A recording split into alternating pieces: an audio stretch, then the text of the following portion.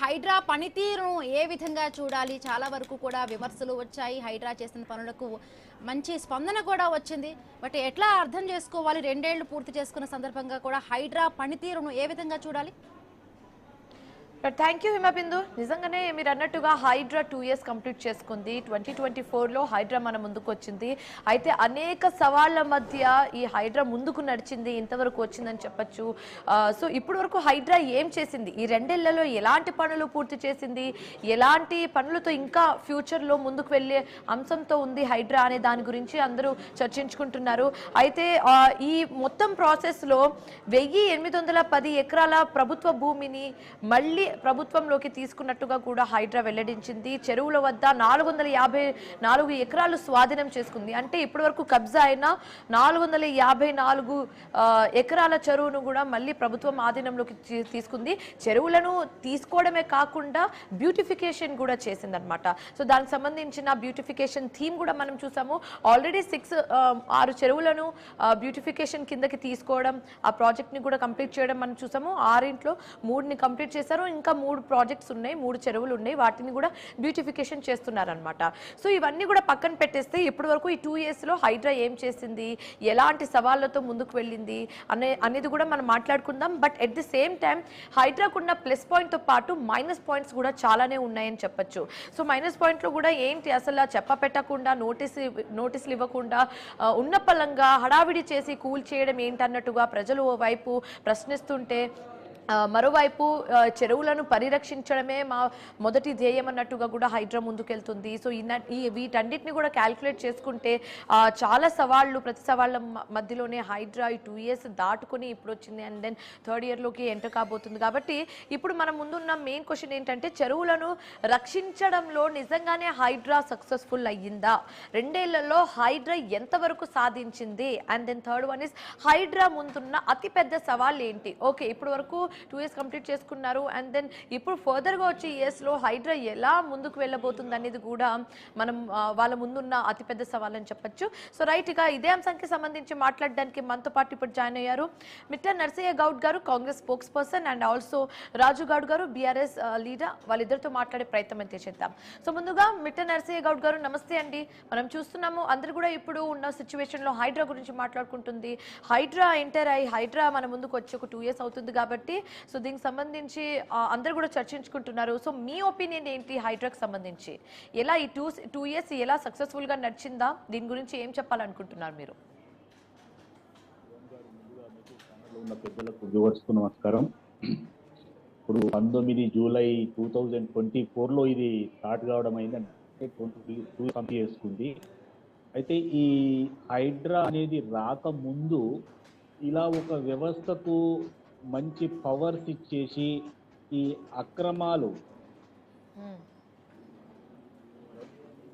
అక్రమాలను తొలగించడం, illegal construction తొలగించడానికి కావాల్సిన వ్యవస్థ, సరి అయిన వ్యవస్థ ఉండేది కదా. అంటే అంత కోఆర్డినేషన్ తో పోవాల్సి వస్తుంది. అంటే ఒక ఇండివిజువల్ బాడీ లేకుండే ఇది వరకు లేకుండే. ఇప్పుడు ఇది తీసుకోవడం వల్ల ఏమైతుందంటే, మెయిన్ గా ఈ 2 ఇయర్స్ లో 1,50,000 కోట్ల రూపాయల ప్రభుత్వ భూములు కానివ్వండి, చెరువులు కానివ్వండి, ఆస్తులు, ఆ వాల్యూకు సంబంధించి అది గా చెప్తే ఏంటంటే 3,315 ఎకరాల భూమిని వాళ్ళు స్వాధీనం చేసుకున్నారు.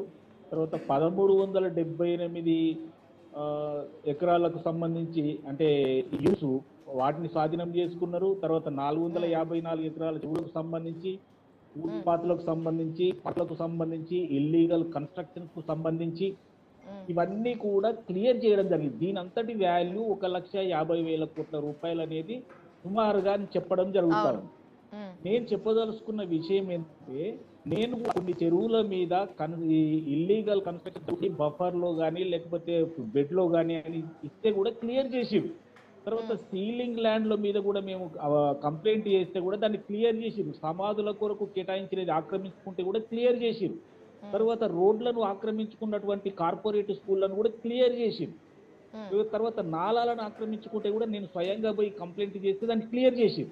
నేను అనేది ఏంటంటే, ఎప్పుడో ఒకప్పుడు తీసుకున్నటువంటి నాలాలు, చెరువులలో అంతకు ముందు కొన్ని సంవత్సరాలుగా దాంట్లో ఆక్రమణలు జరిగినాయి. ఇప్పుడు మా దగ్గర ఒక 39 ఎకరాల సీలింగ్ ఉంటే ఆ 10 ఎకరాలు కూడా లేదు. దాని మీద కూడా కంప్లైంట్ చేయడం జరిగింది. క్లియర్ అయింది, ఇంకా కొంత క్లియర్ కావాల్సిన అవసరం ఉంది. నేను అనేది ఏంటంటే హైడ్రా అనేది ఒక వరం, పేద ప్రజలకు ఒక వరం, అక్రమలకు గుండెల్లో దడ. ఎందుకంటే వాళ్ళు ఎట్లా ఆక్రమించుకుంటారు అంటే నర్సయ్య గౌడ్ గారు, మీరు హైడ్రా పేద ప్రజలకు వరం అని చెప్తున్నారు, కానీ హైడ్రా గురించి ఇంకో సైడ్, ఫ్లిప్ కాయిన్ సైడ్ కూడా మాట్లాడుకుంటే హైడ్రా చర్యలకు వ్యతిరేకంగా చాలా కోట్లలో కూడా ఒక 1200కు సంబంధించి ఒక పిటిషన్లు ఉన్నాయండి. అందులో 900 డిస్పోజ్ చేశారు, అది వేరే విషయం. బట్ స్టిల్ కొన్ని కేసులు ఉన్నాయి. ఈ కేసులు ఎందుకు వచ్చాయని అనుకుంటున్నారు? శివన్ గారు వాస్తవమే, కానీ ఈ కేసులు ఎలా వస్తాయో నేను చెప్తాను. ఎందుకంటే ప్రాక్టికల్ గా నేను ఎదుర్కొంటున్నాను కాబట్టి చెప్తాను నేను.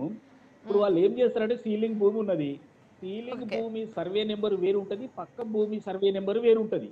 అయితే రిజిస్ట్రేషన్ ఏమో పక్క అంటే పట్టా భూమిలో రిజిస్ట్రేషన్ చేసుకుంటారు, లొకేషన్ మాత్రం సీలింగ్ లో ఉంటారు. కోర్టుకు పోతే కోర్టు ఏం చేస్తుంది, నాట్ టు ఇంటర్ఫియర్ ఆర్డర్ చేస్తే ఇది అది కాదు అని కోర్టు ఆర్డర్ లేకపోతే ఇది అది కాదు కరెక్టే సీలింగ్ అనేది కూల్ చేస్తుంది. దానివల్ల వీళ్ళు కోర్టుకు వెళ్తున్నారు. వాస్తవం ఏంటంటే సరి అయిన సర్వే నెంబర్ లో లొకేషన్ ఉంటుంది, లొకేషన్ ప్రభుత్వ భూమిలో ఉంటుంది, రిజిస్ట్రేషన్ ఏమో వేరే పట్టా భూమిలో ఉంటుంది. కోర్టు ఖచ్చితంగా ఆ డాక్యుమెంట్ చూసి మాత్రమే ఆర్డర్స్ ఇస్తుంది కదా. ఇలాంటి కేసులు కూడా చాలా వస్తూ ఉన్నాయి. నేను చెప్పదలుచుకుంది ఏంటంటే హైడ్రా అనేది ఈ చెరువుల పునరుద్ధరణకు మీరే ఇంతకు ముందు చెప్పిర్రు, కొన్ని బ్యూటిఫికేషన్ జరుగుతుంది. ముఖ్యంగా ఈ బతుకమ్మ కుంట అనేది మనం కళ్ళారా చూస్తా ఉన్నాం. బతుకమ్మ కుంట గురించి మాట్లాడదామండి, అది సెపరేట్ గా మాట్లాడదాము, అది వేరే ఇష్యూ. ఇంకా మేడం నేను ఏమంటున్నా అంటే ఈ మేడిపల్లిలో నేను కూడా కొన్ని కంప్లైంట్ చేసిన, కొన్ని క్లియర్ అయినాయి, కొన్ని క్లియర్ కావాల్సి కూడా ఉన్నాయి. ఎందుకంటే చాలా ఇల్లీగల్ కన్స్ట్రక్షన్స్ జరుగుతా ఉన్నాయి. దీన్ని ఎదుర్కొనే ఏకైక వ్యవస్థ హైడ్రా మాత్రమే.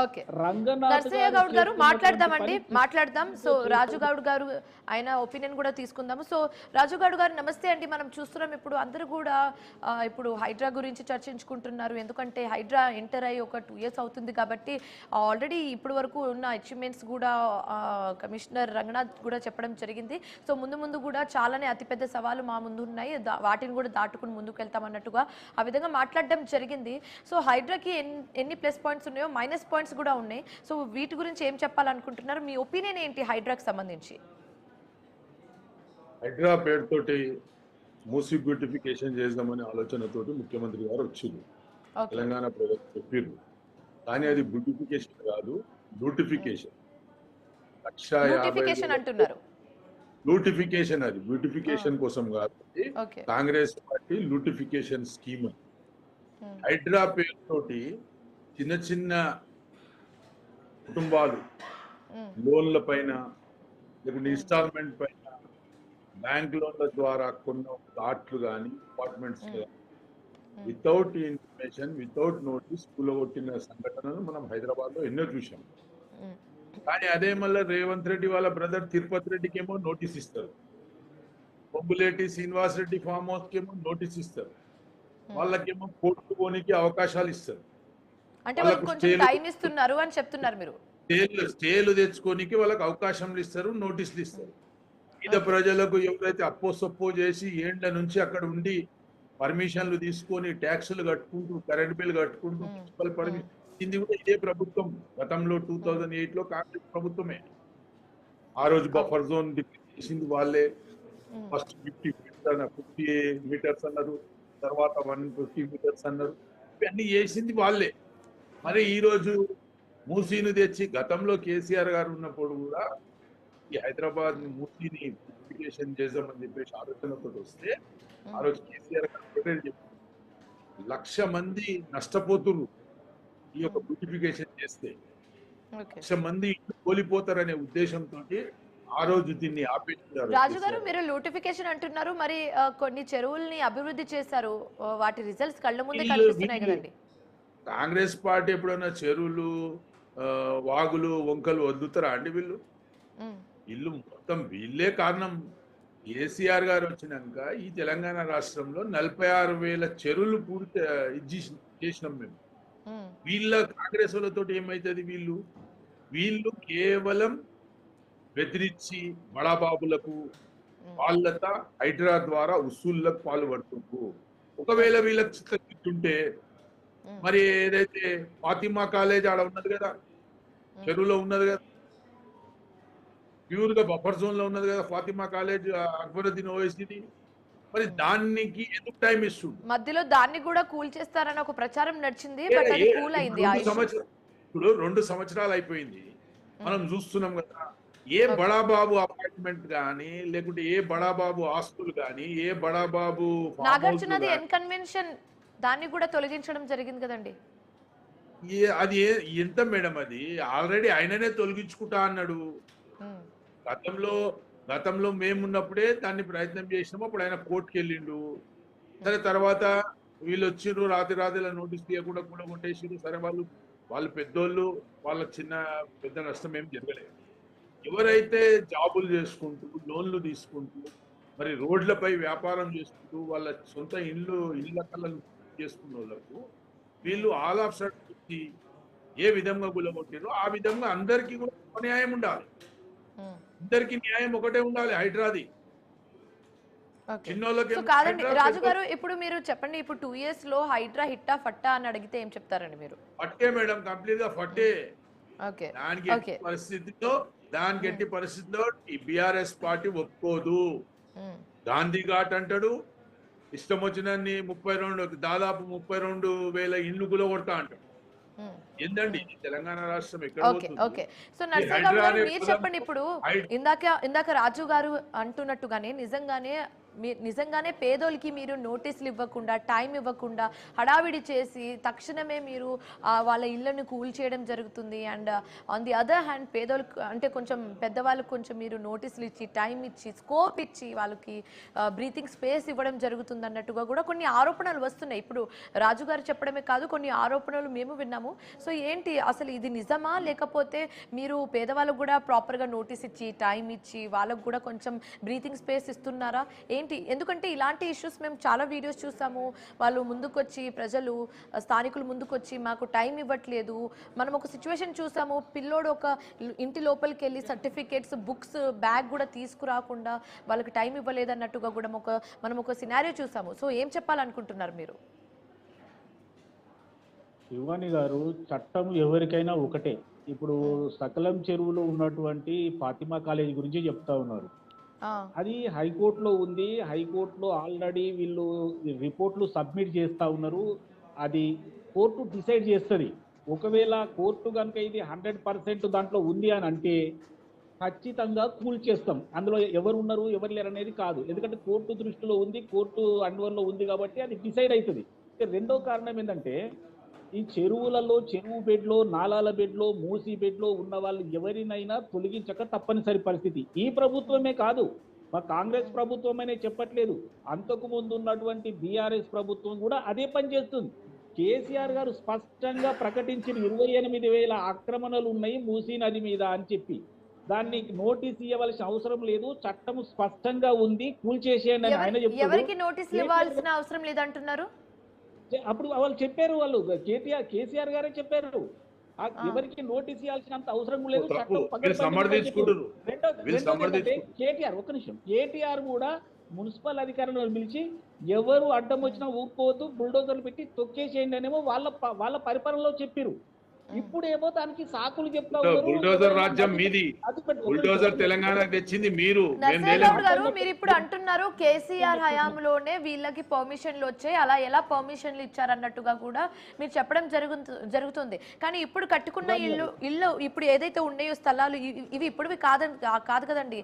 ఎప్పుడో 20 సంవత్సరాలు, 10 సంవత్సరాలు, 15 సంవత్సరాల ముందు కట్టుకున్న ఇల్లు కాబట్టి, అప్పుడు మీ పార్టీ హయాంలో ఉంది కాబట్టి అప్పుడు మీరు పర్మిషన్ ఇచ్చారు.